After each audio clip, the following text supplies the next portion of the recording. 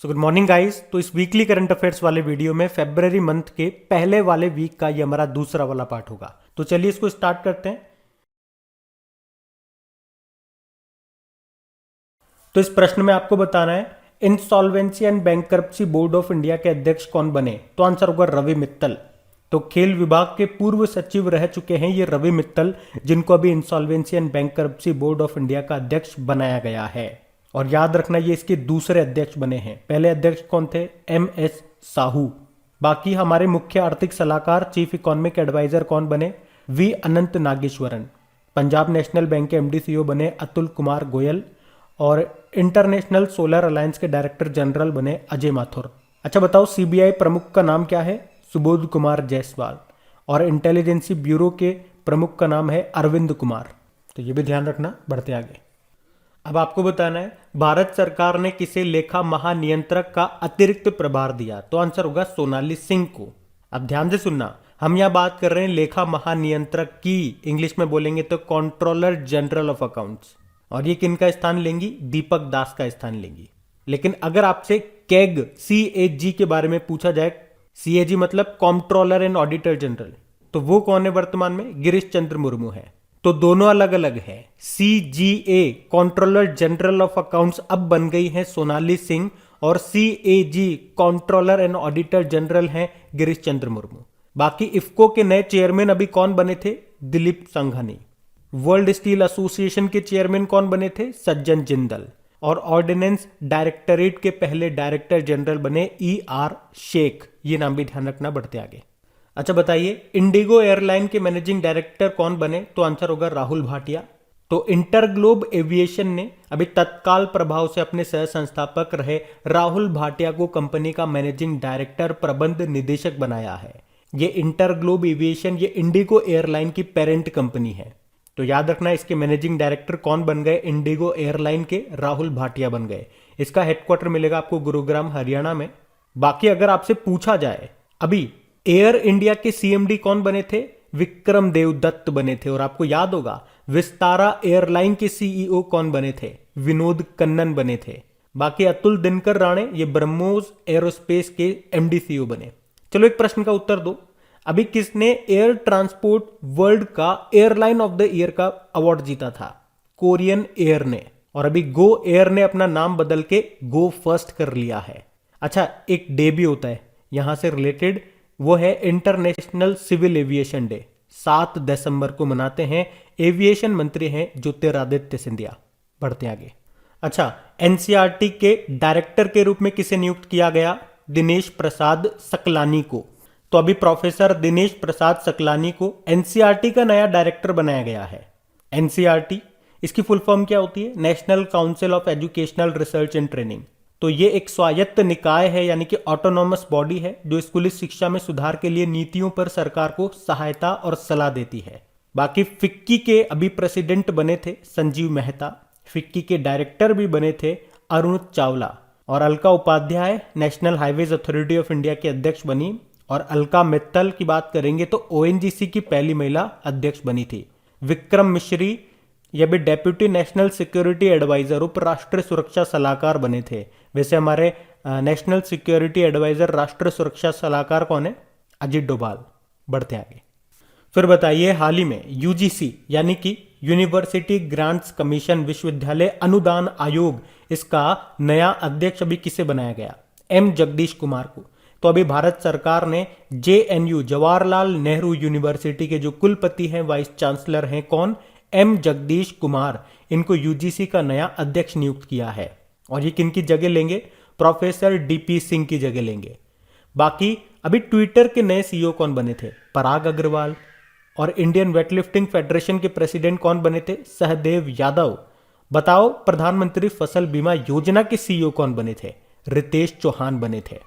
बढ़ते आगे। अच्छा बताइए, बाटा इंडिया ने भी किसे अपना ब्रांड एम्बेसडर बनाया? तो आंसर होगा दिशा पाटनी को। तो एक्ट्रेस हैं ये दिशा पाटानी, और ये अभी बाटा इंडिया की ब्रांड एम्बेसडर बनी है। इससे पहले बाटा इंडिया ने कृति सेनन और स्मृति मंधाना को भी अपना ब्रांड एम्बेसडर बनाया था। तो इनका नाम भी आप ध्यान रखना। बढ़ते आगे। फिर बताइए, अभी हाल ही में अरावली जैव विविधता पार्क को भारत का पहला अन्य प्रभावी क्षेत्र आधारित संरक्षण उपाय साइट घोषित किया गया। ये है कहां पर? अरावली जैव विविधता पार्क। तो आंसर होगा हरियाणा में। तो हरियाणा के गुरुग्राम में अरावली जैव विविधता पार्क को भारत का पहला अन्य प्रभावी क्षेत्र आधारित संरक्षण उपाय साइट घोषित किया गया है। किसने किया? IUCN, international union for conservation of nature ने। तो IUCN ये उन क्षेत्रों को OECM टैग देता है। OECM मतलब other effective area based conservation measures, जिसे हिंदी में बोलेंगे अन्य प्रभावी क्षेत्र आधारित संरक्षण उपाय। तो ये जो टैग है ये उन क्षेत्रों को दिया जाता है जो संरक्षित नहीं है लेकिन वहां पे बड़ी मात्रा में जैव विविधता होती है।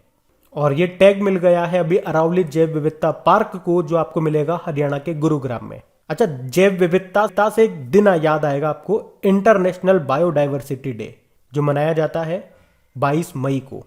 अच्छा, पार्क से रिलेटेड कुछ इंपॉर्टेंट क्वेश्चंस मैं आप लोगों से पूछता हूं।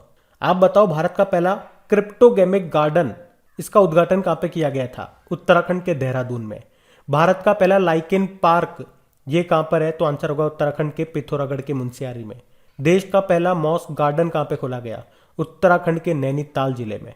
भारत का पहला पॉलिनेटर पार्क कहां पे खुला? उत्तराखंड में। और बताओ, देश का पहला टायर पार्क कहां पे खुला? तो आंसर होगा पश्चिम बंगाल में। एक प्रश्न आपके लिए, देश का पहला सैंड-ड्यून पार्क कहां पे स्थापित किया गया? इस प्रश्न का उत्तर आप दो, हम बढ़ते हैं आगे। और एक और प्रश्न सुनो, देश का पहला फायर पार्क कहां पे बनाया गया? ये भी बताओ। बाकी अगर आपसे पूछ ले देश का पहला बुद्धिस्ट थीम पार्क ये कहां पे बनाया गया? तो मध्य प्रदेश के सांची में।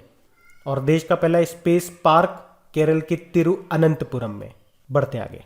चलिए बताइए, देश का पहला आर्टिफिशियल सलालम कोर्स कहां पे बनेगा? तो आंसर होगा भोपाल में। अच्छा, सलालम क्या होता है? तो ये एक खेल होता है, आप इसको फोटो में देखिए, ज्यादा क्लियर होगा। इसमें खिलाड़ी को चप्पू के सहारे पानी के बहाव के साथ, यानी कि उसकी बहाव की दिशा में और बहाव के विपरीत सबसे तेज निकलना होता है। जो सबसे कम टाइम में आगे जाएगा वही जीतेगा। तो अब आप याद रखेंगे कि देश का पहला आर्टिफिशियल सलालम कोर्स ये कहां पे बनेगा? भोपाल मध्य प्रदेश में। और इसे एशियाड व ओलंपिक की तैयारियों के लिए बनाया जा रहा है। आपको पता है एशियन गेम्स 2022 में कहां पे होने हैं? चाइना के हांगझाऊ में। 2022 में ही आपके विंटर ओलंपिक गेम्स भी हो रहे हैं बीजिंग चाइना में। और 2022 में ही कॉमनवेल्थ गेम्स भी हो रहे हैं बर्मिंघम यूके में। और 2022 में ही फीफा वर्ल्ड कप भी हो रहे हैं कतर दोहा में। तो जब हमारे खिलाड़ी इन गेम्स में, इन कंपटीशन में हिस्सा लेंगे तो यहाँ कोर्स में वो अच्छे से प्रैक्टिस कर सके और वहां पे अच्छा परफॉर्मेंस दे सके, उसके लिए है ये। चलो आप तो एक प्रश्न का उत्तर दे दो। उत्तर प्रदेश की पहली खेल यूनिवर्सिटी कहां पे बनेगी? मेरठ में। उसका नाम किसके नाम पे रखा जाएगा? तो याद रखना, मेजर ध्यानचंद के नाम पे। और भारत में अगर पूछा जाए वन क्षेत्र, यानी कि क्षेत्रफल के हिसाब से जो सबसे ज्यादा वन है वो कहां पर है? फॉरेस्ट कहां पर है? मध्य प्रदेश में है। और सबसे कम कहां पर है? हरियाणा में। और मध्य प्रदेश ही बनाएगा देश की पहली साइबर तहसील। अच्छा, मध्य प्रदेश सरकार ने ग्वालियर में पहला ड्रोन मेले का भी आयोजन किया था। और मध्य प्रदेश में ही विश्व संगीत तानसेन उत्सव का भी आयोजन हुआ था। अच्छा, मध्य प्रदेश के जबलपुर में ही बनेगा भारत का पहला जियोलॉजिकल पार्क। ये भी अच्छा क्वेश्चन है। और अभी इंदौर वाटर प्लस सर्टिफिकेट पाने वाला भारत का पहला शहर भी बना था। सबसे स्वच्छ तो ये है ही सही। और बताओ, मध्य प्रदेश के किस टाइगर रिजर्व में भारत की पहली hot air balloon wild life safari शुरू हुई थी? तो बांधवगढ़ टाइगर रिजर्व में। और मध्य प्रदेश वाहनों के लिए यूनिफाइड रजिस्ट्रेशन कार्ड लॉन्च करने वाला देश का पहला राज्य भी बना था। तो ये सारे पॉइंट आप ध्यान रखेंगे। बढ़ते आगे। चलिए बताइए, देश के तीसरे बॉर्डर हाट का उद्घाटन किस राज्य में किया गया? तो आंसर होगा त्रिपुरा में। तो अभी त्रिपुरा के जो मुख्यमंत्री बिप्लब कुमार देव, उन्होंने बांग्लादेश के साथ तीसरे बॉर्डर हाट का उद्घाटन किया है। इस बॉर्डर हाट का निर्माण भारत के कमालपुर और बांग्लादेश के कुरमा घाट को जोड़ने वाली सीमा पर किया गया। वर्तमान में आपको बता दूं कि त्रिपुरा में भारत बांग्लादेश सीमा पर पहले से ही 2 बॉर्डर हाट हैं। इसमें से एक सिपाहीजाला जिले में कमल सागर में है और दूसरा दक्षिण त्रिपुरा जिले के श्रीनगर में है। अच्छा, ये बॉर्डर हाट है क्या? एक तरह से हाट, इसे ग्रामीण क्षेत्र में बोलते हैं ना हाट, या फिर आप बोल दीजिए बाजार जो होता है जहाँ पे सामान मिलते हैं। मतलब एक तरह का ये खुला बाजार है जो भारत बांग्लादेश सीमा पर सप्ताह में एक बार लगाया जाता है। और इसमें दोनों देशों के मैक्सिमम 50 विक्रेता भाग लेते हैं। त्रिपुरा की कैपिटल क्या होती है? अगरतला। मुख्यमंत्री बिप्लब कुमार देव है, गवर्नर सत्यदेव नारायण आर्य। और देखो यहीं पे ही आपको महाराजा वीर विक्रम एयरपोर्ट भी मिलेगा, यहीं पे ही आपको डुम्बर लेक झील भी मिलेगी और रुद्र सागर झील भी यहीं पे आपको मिलेगी। ऐसा कौन सा भारत का राज्य है जो कि बांग्लादेश से तीनों तरफ से घिरा हुआ है? तो वो यही है त्रिपुरा। बढ़ते आगे। अच्छा बताइए अभी किस राज्य में देश का दूसरा सबसे ऊंचा राष्ट्रीय ध्वज फहराया गया? आंसर होगा अरुणाचल प्रदेश में। तो अभी अरुणाचल प्रदेश के जो मुख्यमंत्री है पेमा खांडू, उन्होंने तवांग के बुद्ध पार्क में 104 फीट लंबा राष्ट्रीय ध्वज फहरा करके नया रिकॉर्ड बना दिया। ये तिरंगा 10,000 फीट की ऊंचाई पर तवांग शहर में फहराया गया और ऊंचाई के मामले में ये देश का दूसरा सबसे ऊंचा ध्वज है। ध्यान रखना किसके मामले में? ऊंचाई के मामले में ये देश का दूसरा सबसे ऊंचा ध्वज है। ये दूसरा है तो पहला कहां पर है? लद्दाख में। अच्छा, अरुणाचल प्रदेश की कैपिटल होती है ईटानगर। गवर्नर है बीडी मिश्रा और मुख्यमंत्री कौन है? पेमा खांडू है। और आप बताओ अरुणाचल प्रदेश के भी राज्य तितली किसे घोषित किया गया था? और अरुणाचल प्रदेश के भी ब्रांड एम्बेसडर कौन बने थे? उसके अलावा ये भी बता दो कि सिक्किम की राज्य मछली अभी कौन सी बनी थी? बढ़ते आगे। बताइए अभी किस भारतीय एथलीट को 2022 के Laureus world breakthrough of the year award के लिए नॉमिनेट किया गया? तो आंसर होगा नीरज चोपड़ा को। टोक्यो ओलंपिक में गोल्ड जीतने वाले पहले एथलीट हैं ये नीरज चोपड़ा, जिन्हें अभी प्रतिष्ठित 2022 के Laureus world breakthrough of the year award के लिए नॉमिनेट किया गया है। अभी हमने पढ़ा था जनवरी 2022 में खेलों में उत्कृष्टता के लिए उन्हें परम विशिष्ट सेवा पदक मिला, पद्मश्री के लिए उन्हें चुना गया। इनका संबंध है भाला फेंक से और टोक्यो ओलंपिक 2020 में कितनी दूर भाला फेंक करके गोल्ड जीता था इन्होंने? 87.58 मीटर। और इनके सम्मान में भाला फेंक दिवस हम मना रहे हैं 7 अगस्त को। अभी टाटा AIA लाइफ इंश्योरेंस के भी ये ब्रांड एम्बेसडर बने थे। उन्नति हुड्डा का नाम पढ़ा हमने। उड़ीसा ओपन बैडमिंटन टूर्नामेंट 2022 में वुमेन सिंगल का टाइटल जीता था इन्होंने और ये खिताब जीतने वाली ये सबसे युवा भारतीय बनी थी। इसमें मेन सिंगल का टाइटल जीता था किरण जॉर्ज ने। और दुनिया के नंबर 1 जूनियर बैडमिंटन प्लेयर कौन बनी है? जो कि गुजरात से हैं, तस्नीम मीर। और ICC women cricketer of the year चुना गया स्मृति मंदाना को। रचिल हे हो फ्लिंट अवार्ड भी मिला इनको। तो याद रखना ये सब। बढ़ते आगे। अच्छा बताइए किसे ICC spirit of cricket award 2021 से सम्मानित किया गया? तो आंसर होगा डैरल मिशेल को। तो न्यूजीलैंड के क्रिकेटर हैं ये डैरल मिशेल, जिन्हें अभी ICC spirit of cricket award 2021 से सम्मानित किया गया। उन्हें यह पुरस्कार इंग्लैंड के खिलाफ 2021 ICC men's T20 world cup semifinal में सिंगल लेने से इनकार करने के उनके इशारे के लिए दिया गया है। और ये पुरस्कार पाने वाले वो न्यूजीलैंड के चौथे खिलाड़ी बन गए हैं। एक्चुअली में ये जो अवार्ड है ये ICC के द्वारा खेल की भावना को कायम रखने के लिए दिया जाता है। बाकी शाहीन अफरीदी पाकिस्तान के हैं ये। अभी ICC men's cricketer of the year इनको चुना गया और अभी सर गारफील्ड सॉबर्स ट्रॉफी भी इनको मिली थी और ये सम्मान पाने वाले ये पहले पाकिस्तानी प्लेयर बने। MR रादुकानु बताया था UK की टेनिस प्लेयर है। अभी लास्ट ईयर US ओपन में वुमेन सिंगल का टाइटल जीता इन्होंने और BBC sports personality of the year 2021 का सम्मान मिला था इन्हें। सिमोन बाइल्स अमेरिका की जिम्नास्टिक हैं। अभी टाइम मैगजीन ने 2021 एथलीट ऑफ द ईयर इनको चुना था। याद रखना ये। बढ़ते आगे। अच्छा बताइए Iran junior international series badminton tournament में अंडर 19 लड़कियों का एकल खिताब किसने जीता? तो आंसर होगा समायरा पवार ने। तो अभी समायरा पवार ने Iran junior international series badminton tournament में अंडर 19 लड़कियों की सिंगल टाइटल को जीत लिया है, जबकि बॉयज में सिंगल टाइटल जीता है शंकर मुथुसामी सुब्रमण्यम ने। तो ये दोनों नाम भी ध्यान रखना। और उन्नति हुड्डा तो बड़ा इंपॉर्टेंट नाम है क्योंकि अभी उड़ीसा ओपन बैडमिंटन टूर्नामेंट 2022 में वुमेन सिंगल का टाइटल जीता था और ये अवार्ड जीतने वाली सबसे युवा भारतीय बनी थी। और उड़ीसा ओपन बैडमिंटन टूर्नामेंट 2022 में ही मेन सिंगल का टाइटल जीता था किरण जॉर्ज ने।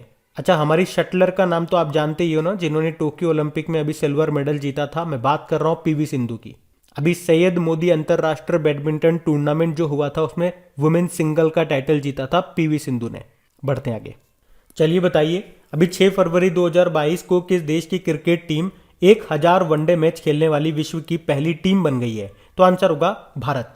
तो अभी 6 फरवरी को भारत और वेस्ट इंडीज के बीच में वनडे सीरीज का पहला मैच खेला गया और ये भारत का 1000वां वनडे मैच था।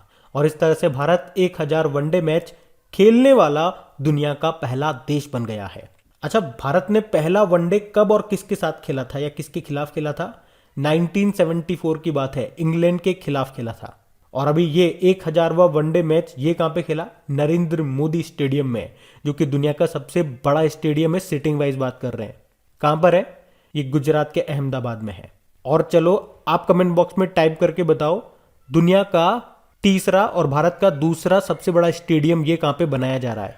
हम बढ़ते आगे। अच्छा बताइए, अंडर 19 विश्व कप का खिताब किसने जीत लिया है? तो आंसर होगा भारत ने। तो अभी भारत ने अंडर 19 वर्ल्ड कप के फाइनल में किसको हरा करके? इंग्लैंड को हरा करके रिकॉर्ड 5वीं बार ये खिताब प्राप्त किया है। याद रखना, किसे हराया? इंग्लैंड को हराया। और इसमें प्लेयर ऑफ द मैच रहे राज अंगद बावा, 5 विकेट लिए इन्होंने। चलो आप तो यूं बताओ, अभी विजय हजारे ट्रॉफी 2021-22 किसने जीती थी? हिमाचल प्रदेश ने तमिलनाडु को हरा के। और विजय हजारे ट्रॉफी 2020-21 को जीता किसने? मुंबई ने उत्तर प्रदेश को हरा करके। सैयद मुश्ताक अली ट्रॉफी को किसने जीता? तमिलनाडु ने कर्नाटक को हरा के। और सेंचुरियन में टेस्ट मैच जीतने वाली पहली एशियाई टीम कौन सी बनी थी? भारत बनी थी। यह भी ध्यान रखना। बढ़ते आगे। बताइए, विश्व कैंसर दिवस कब मनाया जाता है? तो आंसर होगा 4 फरवरी को। हर साल 4 फरवरी को मनाते हैं वर्ल्ड कैंसर डे के रूप में। थीम क्या रही? Close the care gap. अच्छा, कैंसर से रिलेटेड 2-3 दिन और मनाए जाते हैं, जैसे कि इंटरनेशनल चाइल्डहुड कैंसर डे 15 फरवरी को, नेशनल कैंसर अवेयरनेस डे 7 नवंबर को। और बुक भी आई थी एक गैस्ट्रिक कैंसर नाम से, जिसको लिखा था डॉक्टर अशोक के वेद ने। अच्छा, कैंसर की स्टडी ऑफ कैंसर क्या कहा जाता है? ऑन्कोलॉजी कहा जाता है। और वैसे 4 फरवरी को अंतर्राष्ट्रीय मानव बंधुत्व दिवस, international day of human fraternity के रूप में भी मनाया जाता है। ये भी ध्यान रखना। बढ़ते आगे। अब बताना है, द इमोर्टल किंग राव, ये जो बुक है इसके लेखक कौन है? तो आंसर होगा वोहिनी वारा। तो लेखक हैं ये वोहिनी वारा, और इन्होंने अभी अपना पहला उपन्यास लिखा है जिसका नाम है द इमोर्टल किंग राव। बाकी आकाश कंसल की बात करेंगे, इन्होंने भारत की पहली सीजन शेली की पुस्तक लिखी है जिसका नाम है द क्लास ऑफ 2006।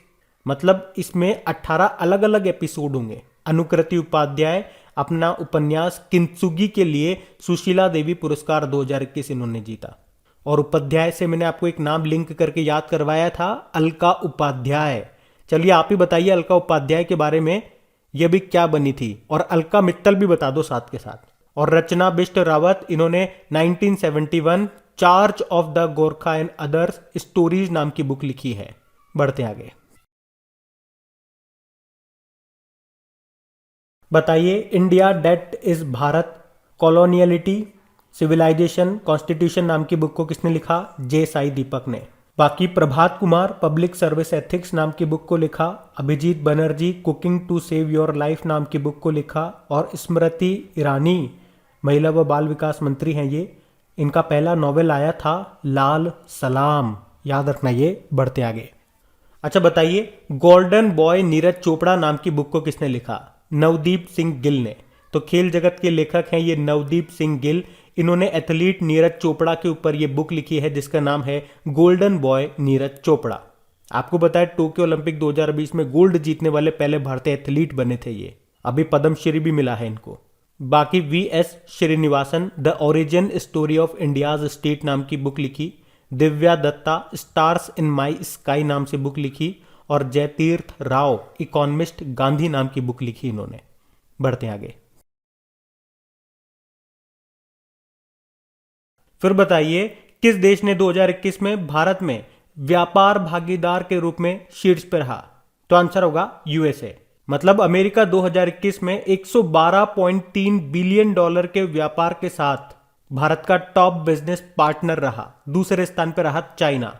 मतलब भारत और चाइना के बीच में जो व्यापार का मूल्य है वो 110.4 बिलियन डॉलर का था। 2020 में बात करेंगे तो चाइना भारत का शीर्ष व्यापारिक भागीदार था और अमेरिका दूसरे स्थान पे था। लेकिन 2021 में यूएसए फर्स्ट पे है और सेकंड पे चाइना है, थर्ड पे यूनाइटेड अरब अमीरात और फोर्थ पे है सऊदी अरब। अच्छा, ऐसा ही सीक्वेंस बना था जब हमने बात की थी यूनिकॉर्न कंपनीज की। सबसे ज्यादा यूनिकॉर्न कंपनीज किस देशों में है? तो पहले नंबर पे यूएसए था, सेकंड नंबर पे चाइना था और थर्ड नंबर पे था भारत। यूनिकॉर्न कंपनीज बताया मैंने आपको क्या होती है, जिनकी वैल्यू $1 बिलियन से ज्यादा की होती है। तो ध्यान रखना, ये बढ़ते आगे।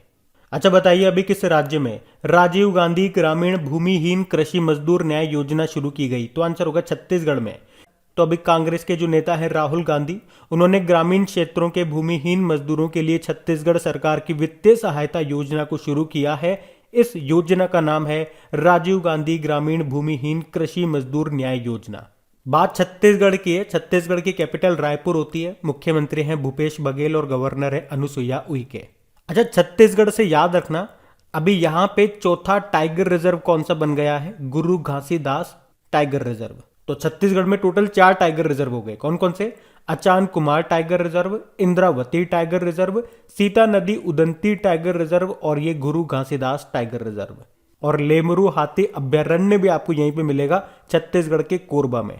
बढ़ते आगे। अच्छा बताइए, अभी गणतंत्र दिवस परेड में किस राज्य की झांकी को सर्वश्रेष्ठ राज्य झांकी के रूप में चुना गया? तो आंसर होगा उत्तर प्रदेश। तो अभी 26 जनवरी 2022 को बताइए कौन सा गणतंत्र दिवस था? 73वां, 73rd। और अभी इसकी परेड में उत्तर प्रदेश की झांकी को सर्वश्रेष्ठ झांकी के रूप में चुना गया। और उत्तर प्रदेश झांकी की थीम क्या थी? एक जिला एक उत्पाद और काशी विश्वनाथ धाम। अच्छा, यहां बीच में एक प्रश्न मैं आप लोगों से पूछूंगा, वन डिस्ट्रिक्ट वन प्रोडक्ट की ब्रांड एम्बेसडर अभी कौन बनी थी? इसका उत्तर आप कमेंट बॉक्स में दो। तो पहला स्थान मिला है, यानी कि फर्स्ट नंबर पर रही है उत्तर प्रदेश की झांकी। दूसरे नंबर पे आई है कर्नाटक की झांकी। जबकि लोकप्रिय झांकी का अवार्ड मिला है महाराष्ट्र को, मतलब जिसे जनता ने सर्वश्रेष्ठ झांकी कहा है। और केंद्रीय मंत्रालयों और विभागों की श्रेणी में बात करेंगे, कैटेगरी में बात करेंगे, तो शिक्षा मंत्रालय और नागरिक उड्डयन मंत्रालय को संयुक्त विजेता घोषित किया गया। शिक्षा मंत्रालय की जो झांकी थी उसकी थीम रही राष्ट्र शिक्षा नीति, और नागरिक उड्डयन मंत्रालय की थीम क्या थी? उड़े देश का आम नागरिक। अच्छा, यहां से भी एक प्रश्न मैं पूछूंगा आपसे, आपको बताना है अभी वायुसेना की झांकी का हिस्सा बनने वाली दूसरी महिला लड़ाकू विमान पायलट का नाम क्या है? और अगर ये दूसरी है तो पहली कौन थी? डेली करंट अफेयर्स वाले में मैंने आपको बताया है, अभी आप बताओ इसका आंसर क्या होगा। हम बढ़ते आगे। अच्छा, आपको बताया फरवरी 2022 में लता मंगेशकर जी का निधन हो गया। उन्हें किस वर्ष भारत रत्न, भारत का सर्वोच्च नागरिक सम्मान, इससे सम्मानित किया गया था? सन 2001 में। और गाइज आपको बता दूं, इन सभी का क्विज बना करके आपकी क्रैक एग्जाम एप्लीकेशन पे अपलोड कर दिया गया, ताकि ये वीडियो देखने के बाद वहां जाकर के इन सभी क्वेश्चंस की आप अच्छे से प्रैक्टिस कर पाए। क्योंकि जब आप खुद से प्रैक्टिस करोगे तभी चीजें आपको याद होंगी। आप क्वेश्चन लगाओगे, कुछ क्वेश्चन होंगे जो गलत भी होंगे, गलत होंगे तो आपको चीजें समझ में आएंगी, आप उनको देखोगे और फिर उनको याद करोगे। और जब 2-4 बार टाइम मिलने के बाद इनको आप रिवीजन करते रहोगे, क्विज लगाते रहोगे, तो ये चीजें कंठस्थ हो जाएगी, याद हो जाएंगी आपको। पीडीएफ भी आपको क्रैक एग्जाम एप्लीकेशन पे मिल जाएगी, जिसका लिंक नीचे डिस्क्रिप्शन में है। और सेशन अच्छा लगे तो प्लीज इसे लाइक जरूर कर देना। देखिए, लाइक तो कर दिया ना आपने, और अपने दोस्तों के साथ भी शेयर जरूर करना प्लीज, है ना। Thank you.